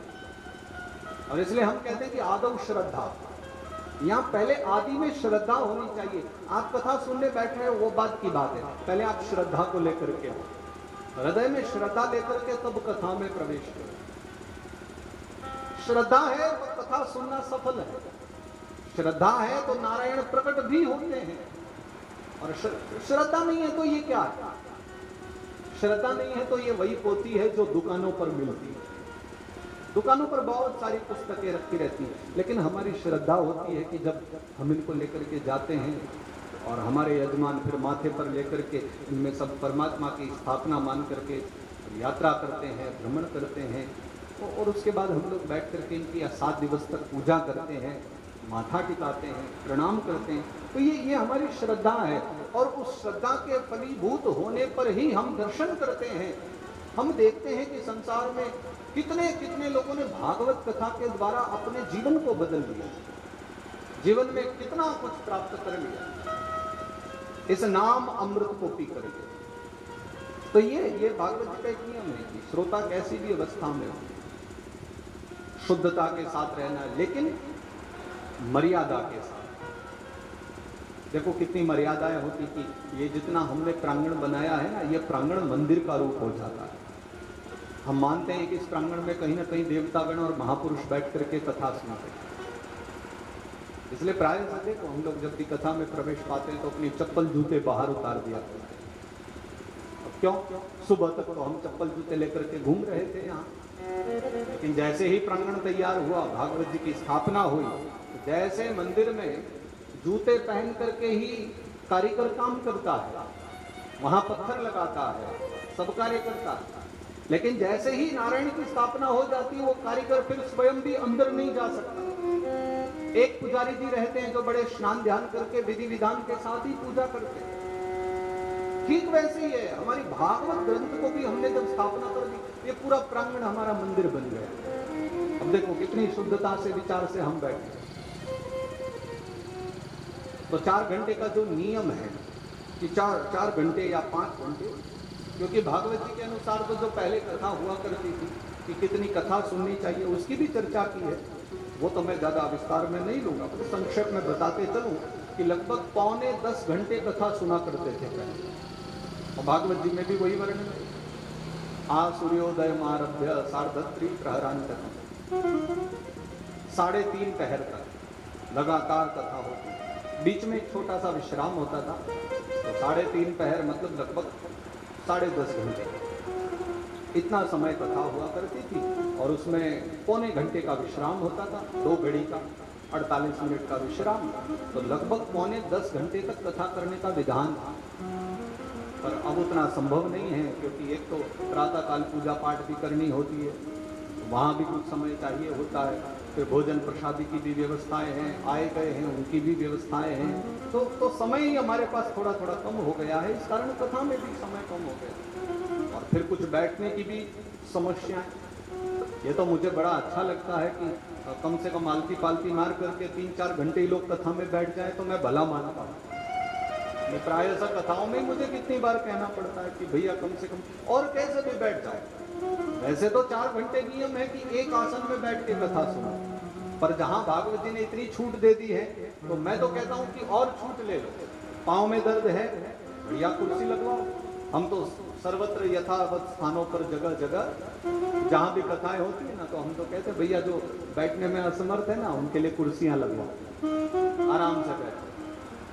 और जो नीचे भी बैठ रहे हैं, अगर एक आसन पर ऐसे हमारी तरह नहीं बैठ सकते, सुखासन में, पद्मासन में 4-5 घंटे नहीं बैठे गए तो कोई बात नहीं, आप आधे घंटे 1 घंटे में, आपको कथा सुनना महत्वपूर्ण है। कथा में क्या चर्चा है हमें वो जानना है। बैठने की आदत डालना मैं नहीं सिखा रहा हूँ। तो अगर आपको 1-8 घंटे बैठ करके फिर परेशानी होती है तो भैया एक एक करके बदल दो।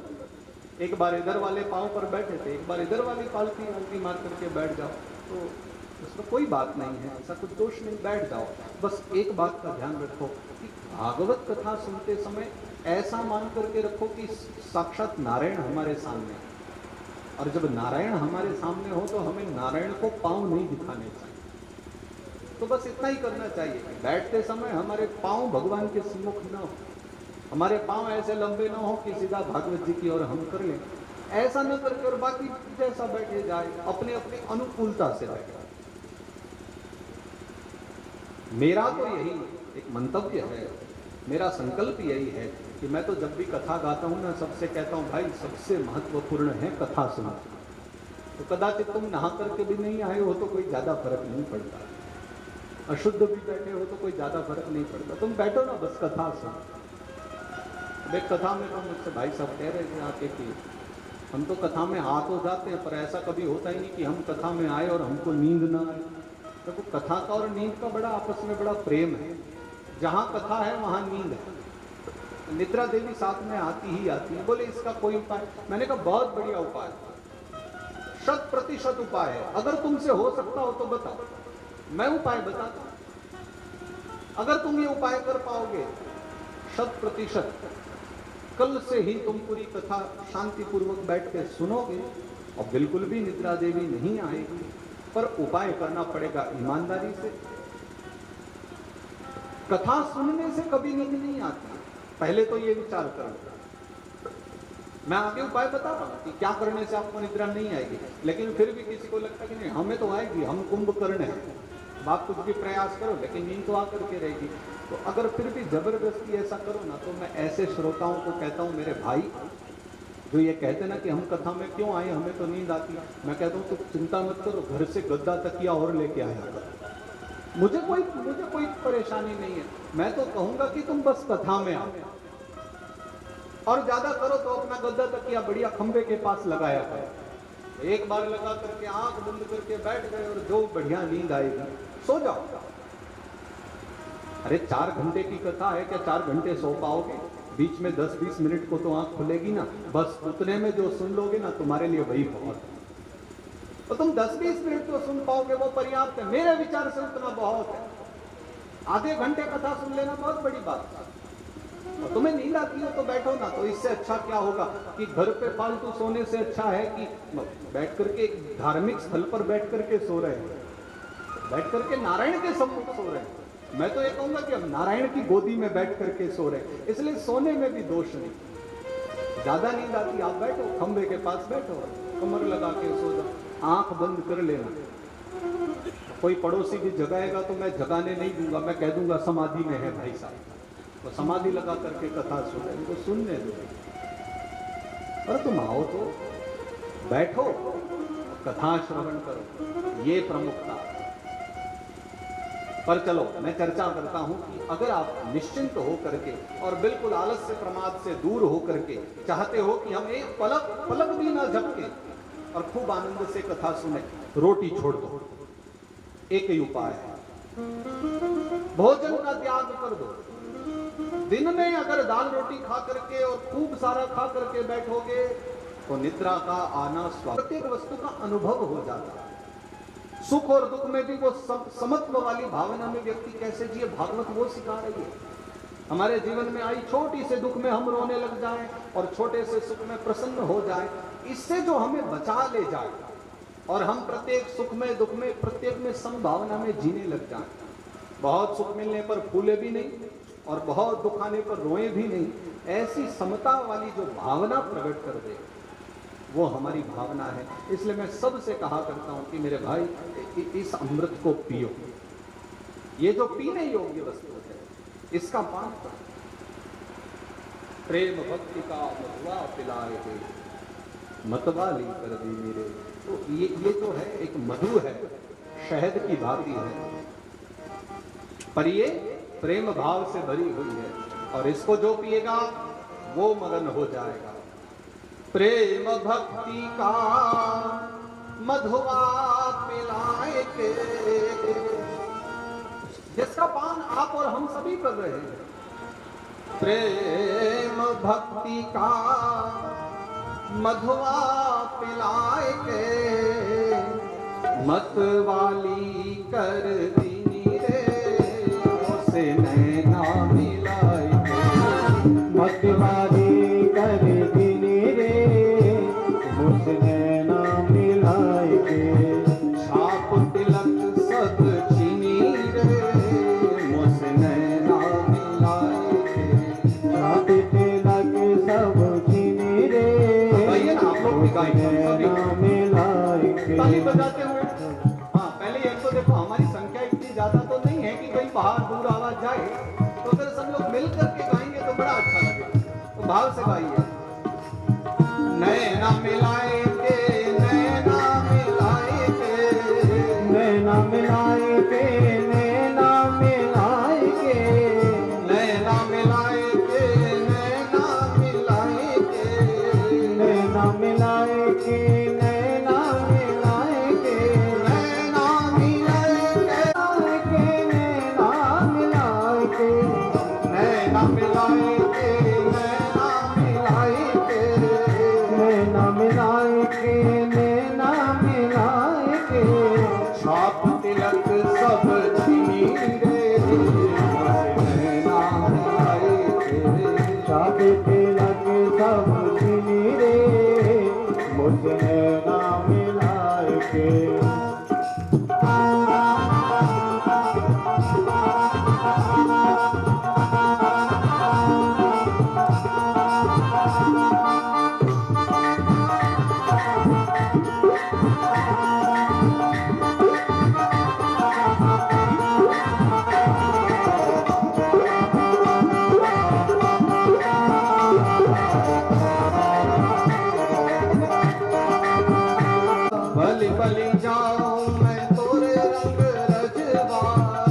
बलि बलि जाऊं मैं तोरे रंग रजवा, तोरे रंग रजवा, तोरे रंग रजवा, तोरे रंग रजवा, तोरे रंग रजवा। अरे भैया दिन में तो सूर्य नारायण का प्रताप भी बहुत था, अब तो शांति बहुत हो गई है। हाँ तो मिलकर के झूमते हुए गाइए ना सब। तोरे रंग रजवा, तोरे रंग रजवा, तोरे रंग गाइए झूमते हुए। तोरे रंग रजवा, बलि बलि जाऊं मैं तोरे रंग रजवा, बलि बलि जाऊं मैं तोरे रंग रजवा, तोरे रंग रजवा, तोरे रंग रजवा, तोरे रंग रजवा, तोरे रंग रजवा। बलि बलि जाऊं मैं तोरे रंग रजवा, बलि बलि जाऊं मैं तोरे रंग रजवा। उसने नाम मिलाई से मोर सुहागिन किनी रे, उसने नाम मिलाए के। छाप तिलक सब छिनी रे, उसने नाम मिलाई से ओ छाप तिलक सब चीनी रे,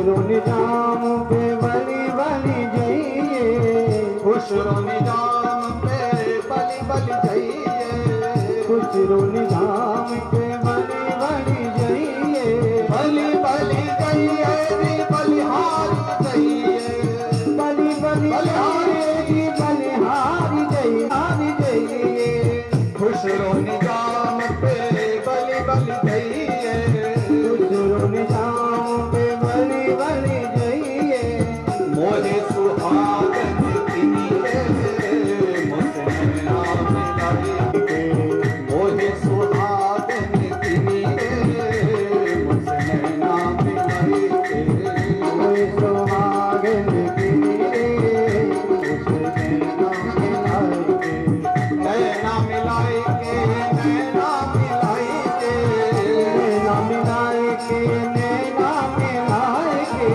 नैना मिलाए के सेना चलाए के, नैना मिलाए के सेना चलाए के, नैना मिलाए के नैना मिलाए के, नैना मिलाए के नैना मिलाए के, नैना मिलाए के नैना मिलाए के, नैना मिलाए के नैना मिलाए के, छाप तिलक सब चिनी रे मुझसे नैना मिलाए, सावित्री लगे सब मिले रे मुझे नाम लगे, प्रेम भक्ति का मधुरा पिलाए के, प्रेम भक्ति का मधुरा पिलाए के, प्रेम भक्ति का मधुरा पिलाए के, प्रेम भक्ति का मधुरा पिलाए के, मधुरा पिलाए के मधुरा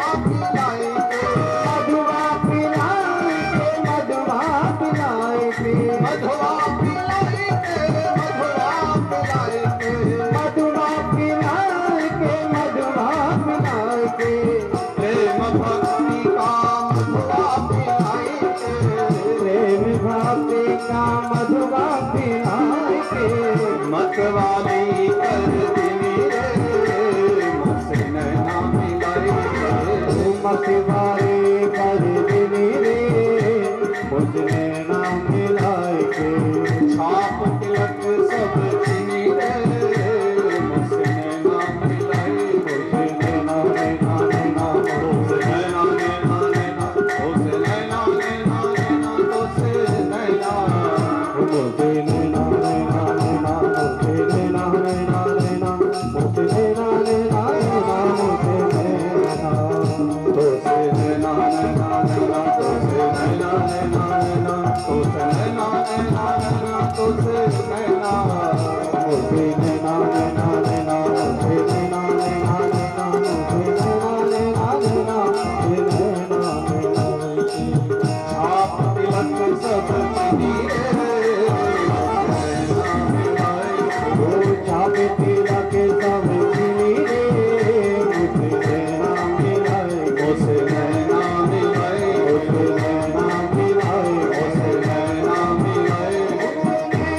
मिलाए के। के, दूर हो गया और तब भी उसने अगर भागवत का सहारा ले लिया तो सप्ताह यज्ञ न कलौ पुनन्तिते, ये जो 7 दिन का हमारा यज्ञ है ना, ये उस व्यक्ति को पवित्र कर देता है। ये भागवत की महिमा है।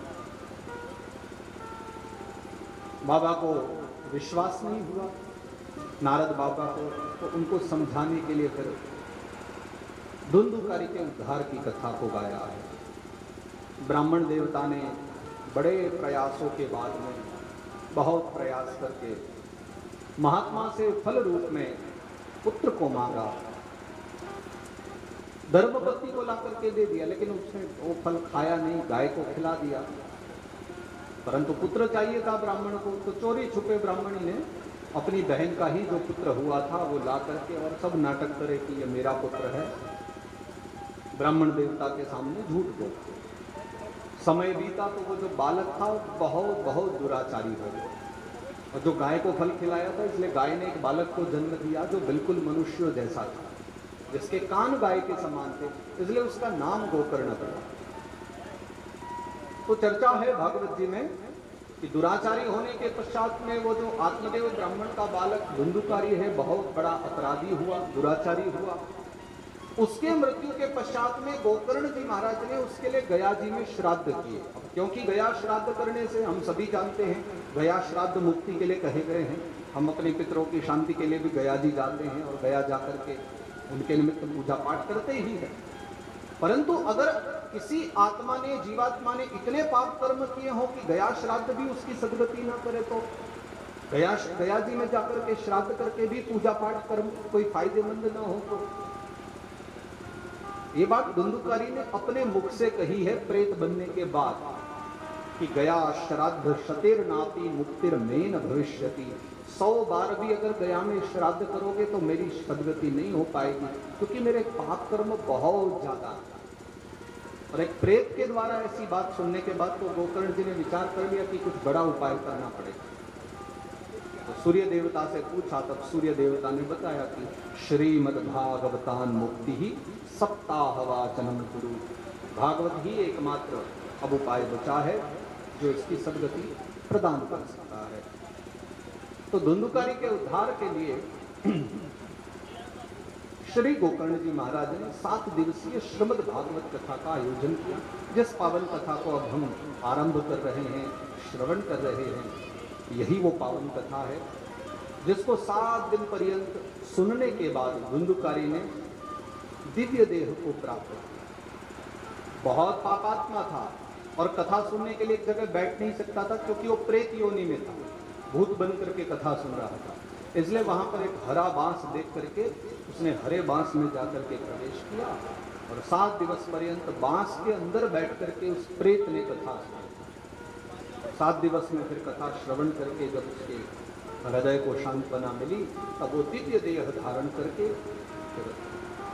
वैकुंठ से विमान है, स्वर्गलोक से विमान में बैठ करके वो स्वर्ग जाता है। आनि तानि विमानानि, यहाँ बहुत सारे श्रोता हैं। गोकर्ण जी महाराज ने जब कथा सुनाई, सुनने वाले बहुत सारे श्रोता थे, लेकिन विमान सिर्फ एक को लेने आया है, इस बात पर ध्यान देना। अकेले धुंधुकारी को लेने विमान आया, और वो जो बांस में बैठ करके कथा सुन रहा है, जो किसी को दिखाई भी नहीं दे रहा है, उसके लिए विमान आया। पर जो सामने बैठ करके कथा सुन रहे उनको लेने कुछ भी नहीं आया। गोकर्ण जी ने पूछा, क्यों नहीं आया? अरे अत्रैव बहवः सन्ति श्रोतारो मम निर्मलाः, यहाँ मेरे इतने सारे निर्मल हृदय वाले श्रोता बैठे, सबके लिए एक एक विमान तो आना चाहिए था। तो देवतागण कहते हैं, भगवान हमारे यहाँ विमानों की कोई कमी नहीं है, विमान तो बहुत है, लेकिन एक बार अपने कथा सुनने वालों से भी तो पूछ लो कि विमान में बैठकर जाना चाहेंगे कि नहीं। क्योंकि स्वर्ग के सुखों को तो सब कोई चाहता है, पर कोई चाहता है क्या कि हमारे नाम के आगे स्वर्गवासी लिखा जाए? स्वर्गवासी कौन होना चाहता है? और स्वर्ग के सुखों की सब कामना करते हैं। विमानों की कोई कमी नहीं, लेकिन कामना तो हो। पहले मन में ऐसे विचार तो बने कि हमें स्वर्ग जाना है। जो स्वर्ग की कामना से कथा सुनेंगे उनको स्वर्ग मिल सकता है। इसने निराहार रह करके बिना कुछ खाए पिए, प्रेत योनि में है, क्या खाएगा? 7 दिन निराहार रह करके कथा सुनी है, इसकी सद्गति हो गई है। अब आपके ऊपर है कि आपके श्रोता जिस भावना से कथा सुनेंगे इनको वही मिलेगा। अब ये तो सब इसलिए चले आए थे कि भाई गांव में कथा हो रही है तो चलो हो रही है तो हम भी बैठ लें, 2 मिनट हम भी सुन लेंगे। अब कदाचित ये पता चल जाए कि जो जो कथा सुनेगा उसको पक्का जाना ही पड़ेगा, विमान आएगा लेने और 7वें दिन सबको ही जाना पड़ेगा। बताओ कौन सुनने आ रहा है? स्वर्ग की कामना सब तो नहीं रखते, तो जो कामना करेगा उसको मिलता भी है। जब कामना नहीं है तो हम तो निस्वार्थ भाव से सुन रहे हैं, अपने जीवन के कल्याण के लिए सुन रहे हैं, इसलिए कल्याणकारी। तो नारद बाबा ने वो संपूर्ण श्रीमद् भागवत कथा को सुना। तो सर्वप्रथम तो ये कथा सुखदेव भगवान ने गाई है राजा परीक्षित को, और वही जो चर्चा हुई है उस कथा की चर्चा फिर यहाँ हुई। नारद बाबा ने सुनी संकादिक मुनियों से, और फिर ये तीसरी कथा नैमिषारण्य में हो रही है, जहाँ सूत ऋषि सुना रहे हैं और शौनकादिक सुन रहे हैं। और चौथी कथा अपनी धौर हरा ग्राम में आरंभ हो चुकी है, जिसका आज प्रथम दिवस है, जहाँ हम सुनाने बैठे हैं। आप सभी श्रवण करने बैठे हो, तो आज चौथी कथा को हम लोग यहाँ आरंभ करते हैं। इसी मध्य में हमारी आज आरंभ हो रही है, पर नारद बाबा की विश्राम हो चुकी है। और वो जब कथा विश्राम हुई तो बड़ा दिव्य वहाँ पर एक दर्शन हुआ कि सारे के सारे देवता वहाँ पधारे। जब कथा विश्राम हुई तो क्योंकि कथा विश्राम के बाद तो हम लोग कीर्तन करते हैं, तो वहाँ भी कीर्तन होने लगा। और उस कीर्तन में सारे के सारे जो भगवान के पार्षद हैं वो सब एकत्रित हो गए। प्रहलाद स्थालधारी तरल गति तया चौधव कांशधारी वीणाधारी सुरर्षि स्वर कुशल तया आराध करतार्जुनो भूत इंद्रो वादिन मृदंगम जय जय शुकराः कीर्तने ते कुमारा यत्राग्रे भाववक्ता सरसर चनया व्यास पुत्रो बभूव।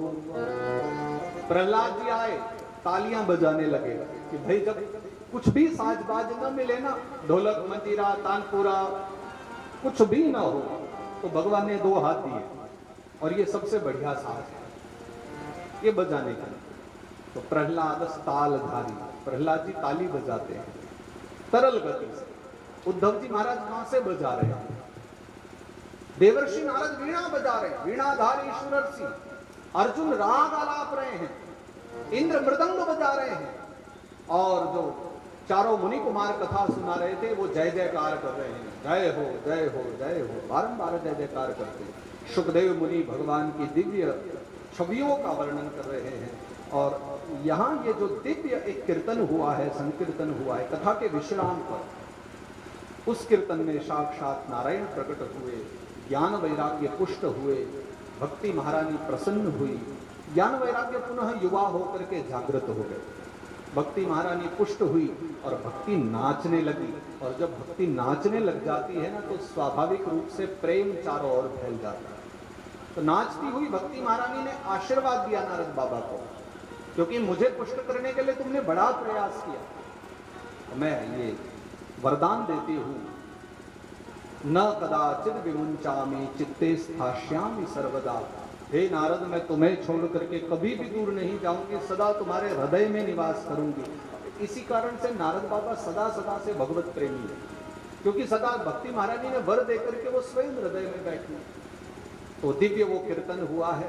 थोड़ी देर के लिए हम लोग भी उस कीर्तन का दर्शन करें, बस गाएंगे, झूमेंगे और ऐसा विचार करेंगे कि मानो हम भी वही नारद बाबा की जो सभा है ना, उसी सभा में प्रवेश पा चुके हैं, और हम भी नारद बाबा के साथ, प्रहलाद जी के साथ, उद्धव जी के साथ, भगवान के पार्षदों के साथ हम भी मिलकर के गा रहे हैं। और उसके पश्चात महात्म्य को यहीं विश्राम देते हुए आज के प्रथम दिवस के सत्र को यहाँ विश्राम देंगे। कल हे नाथ नारायण वासुदेवा श्री कृष्ण गोविंद हरे मुरारी, हे नाथ नारायण वासुदेवा श्री कृष्ण गोविंद हरे मुरारी, हे नाथ नारायण वासुदेवा श्री कृष्ण गोविंद हरे मुरारी, नाथ नारायण वासुदेवा श्री लक्ष्मी नारायण वासुदेवा, हे नाथ नारायण वासुदेवा हे लक्ष्मी नारायण वासुदेवा, हे नाथ नारायण वासुदेवा हे लक्ष्मी नारायण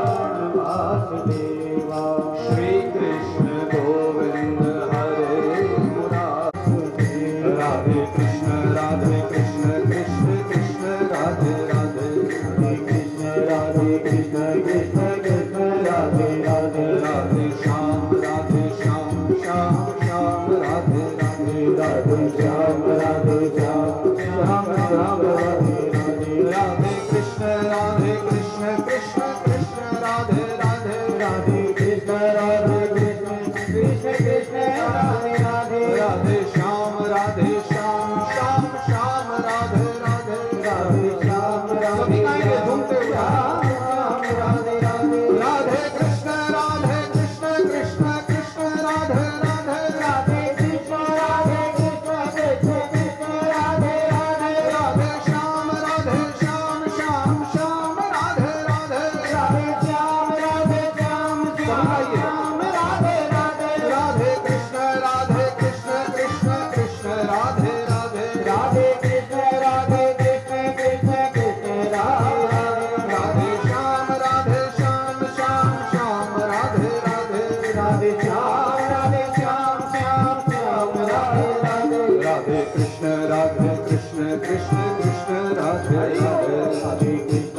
राधे कृष्ण कृष्ण कृष्ण राधे राधे राधे श्याम श्याम श्याम राधे राधे राधे श्याम राधे राधे राधे श्याम श्याम श्याम राधे राधे राधे श्याम राधे श्याम श्याम श्याम राधे राधे राधे कृष्ण कृष्ण कृष्ण राधे राधे राधे कृष्ण कृष्ण कृष्ण राधे राधे राधे श्याम श्याम श्याम राधे श्याम राधे श्याम श्याम श्याम राधे राधे राधे कृष्ण कृष्ण श्याम श्याम राधे राधे राधे श्याम राधे श्याम श्याम राधे राधे राधे कृष्ण कृष्ण राधे राधे राधे कृष्ण कृष्ण कृष्ण कृष्ण राधे राधे राधे श्याम श्याम श्याम राधे राधे राधे श्याम राधे श्याम श्याम श्याम राधे राधे राधे कृष्ण कृष्ण कृष्ण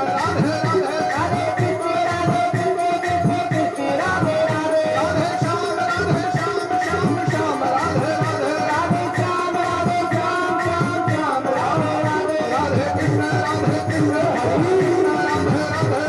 कृष्ण राधे कृष्ण कृष्ण कृष्ण राधे राधे राधे श्याम श्याम श्याम राधे राधे राधे श्याम राधे श्याम श्याम श्याम राधे राधे राधे कृष्ण कृष्ण कृष्ण राधे राधे राधे कृष्ण राधे कृष्ण कृष्ण कृष्ण राधे राधे राधे श्याम श्याम श्याम राधे राधे राधे श्याम राधे श्याम श्याम श्याम राधे राधे कृष्ण राधे राधे कृष्ण राधे राधे श्याम श्याम राधे राधे श्याम श्याम राधे राधे कृष्ण राधे राधे कृष्ण राधे राधे श्याम श्याम राधे राधे श्याम श्याम राधे राधे श्री वृंदावन बिहारी लाल की जय श्री गोवर्धन नाथ की जय नर्मदे मात की जय संत समाज की जय भक्त समाज की जय विप्र समाज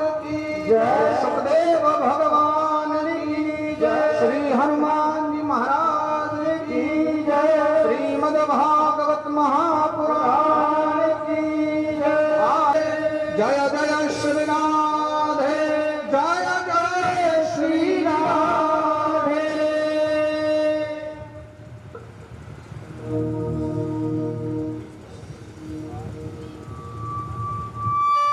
कर जोर के क्षमा तेरी आरती कन्हैया तेरी आरती सारा संसार करेगा हाथ जोड़ के क्षमा तेरी आरती कन्हैया तेरी आरती क्षमा तेरी आरती कन्हैया तेरी आरती सारा संसार करेगा हाथ जोड़ना साजे कर बैठी माला साजे हरि फूलाने के हाथ हरि फूल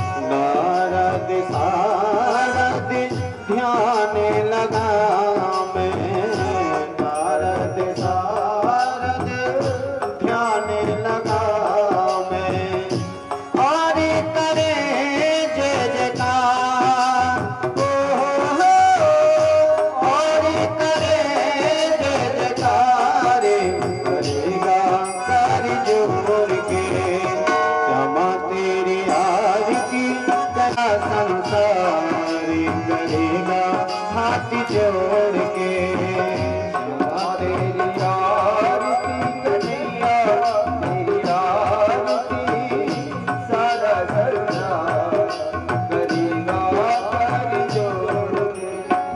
मैं हूँ दीना ने दुखिया भारी, मैं हूँ दीना दुखिया भारी, आए हूँ प्रभु शरण तुम्हारी, आए हूँ प्रभु शरण तुम्हारी। रखिया लाज हमार रखियो लाज हमारे, करेगा हाथ जोड़ के क्षमा तेरी आरती कन्हैया तेरी आरती सारा संसार करेगा हाथ जोड़ के। क्षमा तेरी आरती कन्हैया तेरी आरती सारा संसार करेगा हाथ जोड़ के। अपने चरणन की भक्ति दीजिए, अपने चरण की भक्ति दीजिए, अपनी शरण में मोहे रख लीजिए, अपनी शरण में मोहे रख लीजिए। करो भाव सागर पार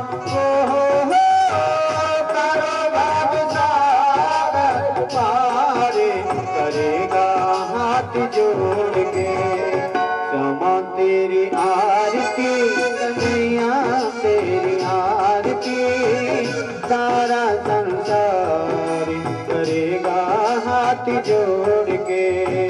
क्षमा तेरी आरती कन्हैया तेरी आरती सारा संसार करेगा हाथ जोड़ के।